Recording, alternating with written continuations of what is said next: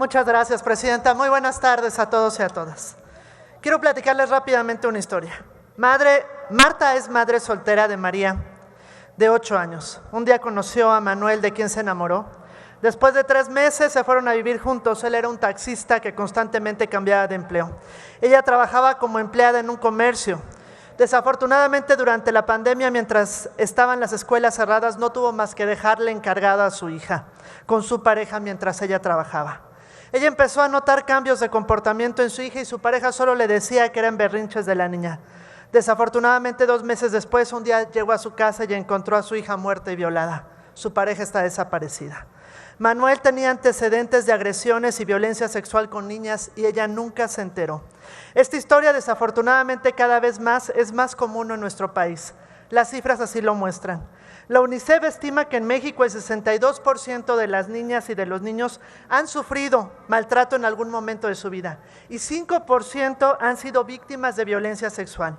Los datos del sistema de justicia penal muestran que alrededor del 50% de los delitos cometidos contra las niñas, niños y adolescentes se relacionan con actos que atentan contra su integridad física, lesiones, abusos sexuales, violaciones y homicidios. Y al observar las diferencias por sexo, las mujeres fueron las principales víctimas de abuso sexual, amenazas y violación, y los hombres, los niños, principalmente por lesiones. Además, una cantidad significativa son obligados a trabajar, a prostituirse o a realizar prácticas pornográficas, o algunos desafortunadamente también son víctimas de tráfico humano. Durante los últimos años, México se ha enfrentado a un incremento de la violencia infantil. No hay pruebas de que estas tasas estén disminuyendo. Las agresiones contra los niños aumentan cuando son pequeños, pues son más vulnerables a ser lastimados, aún incluso con la simple violencia emocional. Somos el país de América Latina más violento con las niñas y con los niños. La violencia contra las mujeres y los niños es la otra pandemia, pero déjenme decirles algo peor. Esta es la pandemia que nadie quiere ver, la violencia contra los niños y las niñas. Y nadie la quiere ver porque muchos de estos casos se dan al interior de la familia, en complicidad o en el silencio de los propios familiares. Muchos de los agresores son padres, hermanos, primos, tíos, y por eso cuando esto se genera entre la propia familia se minimiza el hecho, se tapa o se olvida, dejando a los niños y a las niñas graves secuelas emocionales, físicas e incluso terminando con su vida.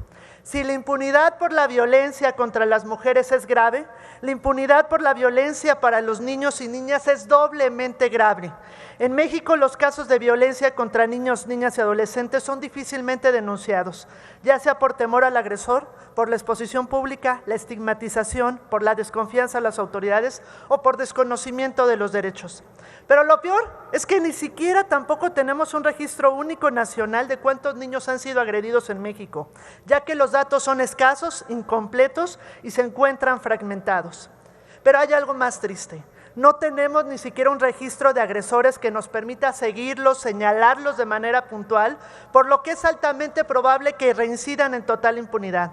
Por ello proponemos contar con el primer registro nacional de niños, niñas y adolescentes víctimas de violencia, el cual tendrá 2 vertientes. Apartado 1, registro privado de datos de niñas, niños y adolescentes agredidos, el cual va a permitir evitar la revictimización y será privado.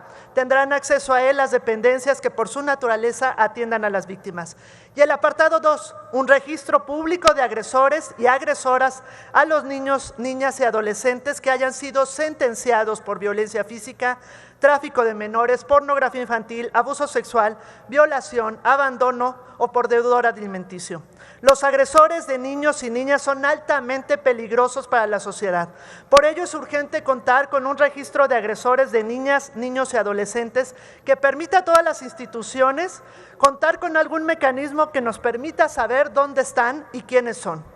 En este sentido, y para reforzar lo anteriormente preparado y presentado hace unas horas por el Partido Revolucionario Institucional, esta iniciativa se suma a la Ley Quemón, en la cual estamos proponiendo prácticamente 3 registros. Registro Público Nacional de Agresores de Niños, Niñas y Adolescentes, Registro Público Nacional de Agresores de Mujeres y Registro Público Nacional de Deudores Alimenticios. A los agresores hay que señalarlos, hay que identificarlos para saber dónde están y así evitar que se acerquen a nuestros hijos y a nuestras hijas. Es nuestro deber defender a los niños y niñas de este país porque solo así sí, vamos a defender a México. Sí, compañeros, sí es posible hacerlo. Muchísimas gracias.